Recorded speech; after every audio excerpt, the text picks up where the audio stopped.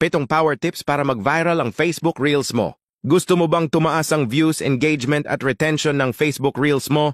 Sundin ang mga proven strategies na ito para mag-viral ang content mo. Una, hook agad sa unang 3 segundo. Simulan ng mala-blockbuster intro. Magtanong, gumamit ng text overlay o diretso agad sa aksyon. Pangalawa, gamitin ang trending sounds at hashtags. Mas pabor sa algorithm ang mga videos na may viral. Music at tamang hashtags tulad ng Reels, the trending viral. Pangatlo, panatilihing maikli pero engaging. Ang ideal na haba ay 7 hanggang 15 seconds lang para mas malaki ang chance na panoorin hanggang dulo. Pangapat, maglagay ng captions at text overlays. Maraming nanonood ng walang sound, kaya dagdagan ng text para mas maintindihan ang mensahe. Panglima, hikayatin ang interaction. Magtanong sa video o caption, halimbawa, ano sa tingin nyo? O agree ka ba? Para mas dumami ang comments. Panganim, i-post sa tamang oras.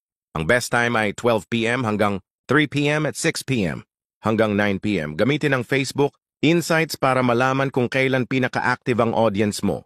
Pampito, consistency is key. Mag-post ng 3 hanggang 5 Reels bawat linggo para lagi kang nasa feed ng followers mo.